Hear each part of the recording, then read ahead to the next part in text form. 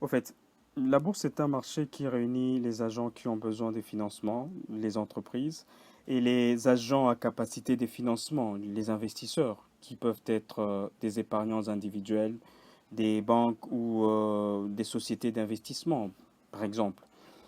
Les titres échangés en bourse, on les appelle les actions. Alors, les actions représentent une fraction du capital de l'entreprise. Lorsqu'un investisseur croit dans la capacité d'une entreprise à gagner de l'argent, il va acheter ses actions pour bénéficier des dividendes, dont les montants dépendra bien évidemment des bénéfices réalisés. Alors, on distingue deux marchés. Le marché où les titres sont proposés pour la première fois, là on parle du marché primaire. Ces titres sont vendus en certains prix de vente, à un certain prix de vente, on l'appelle les prix d'émission, et les marchés où les titres s'échangent ensuite entre les investisseurs. Là, on parle du marché secondaire. Les prix de ces titres dépendent alors de la confrontation entre l'offre et la demande. Il s'agit de la bourse au sens strict.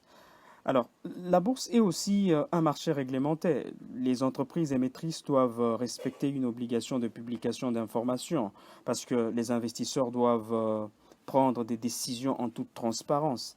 Alors, en France, par exemple, c'est l'autorité des régulations ou bien l'autorité des marchés financiers qui est chargée de son bon fonctionnement.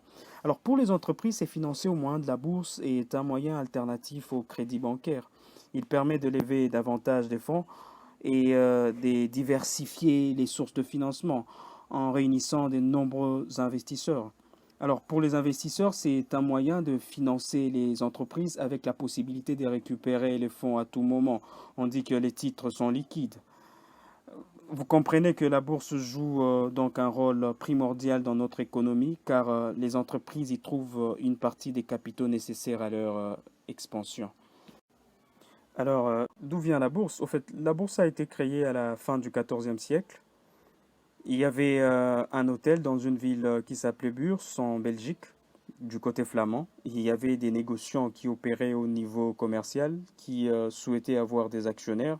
Et l'idée est venue petit à petit et elle a émergé et s'est développée dans la ville de Bruges, notamment dans les châteaux de quelqu'un qui s'appelait Van der Bruges, d'où le nom de la bourse d'ailleurs.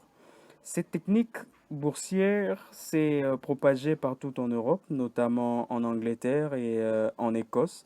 Et au XVIIIe siècle, un Écossais est venu en France pour mettre en place cette technique.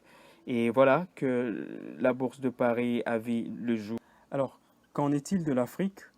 Actuellement, il existe de bourses en Afrique au prorata du niveau de développement de chaque pays ou communauté. C'est ainsi que l'on retrouve la bourse régionale de la zone UEMOA, la bourse du Ghana par exemple, la bourse du Nigeria, de l'Afrique du Sud, la bourse du Botswana, la bourse de la Zambie, la bourse du Kenya, de l'Ouganda, du Cameroun, du Gabon et j'en passe. Alors, toutes ces bourses ont permis à ces pays d'accroître significativement le financement des entreprises et des États de la région. Alors, qu'en est-il de la RDC, notre pays? Au fait, jusque-là, notre pays n'a pas un marché boursier reconnu. Cependant, il y a beaucoup de chercheurs congolais qui avaient déjà discuté sur la question. Et comme je l'avais dit dans mes interviews, l'AFEC y avait aussi fait allusion en 2014, où ils ont trouvé un besoin urgent qu'il y avait pour notre pays d'être doté d'un marché boursier. Alors, aujourd'hui, il y a vraiment ce besoin qui naît et ce besoin urgent qui se pose parce que déjà, nous sommes dans un pays où on n'a pas des banques de développement. Il y a une accessibilité de nos entreprises au crédit pour le financement de leurs projets et ceux qui trouvent le peu de crédit qu'on leur accorde, ils sont soumis auprès des institutions habilitées à un taux d'intérêt pharaonique. Aussi, il y a actuellement un endettement banal de notre pays, parce qu'il est inconcevable que pour construire des petites choses au pays, par exemple comme de barrages, de points d'eau, de routes, nous puissions recourir à une dette extérieure, alors que cela pouvait être résolu d'une façon très simple par les investisseurs en bourse. quel est le modèle du marché boursier que la RDC doit adopter?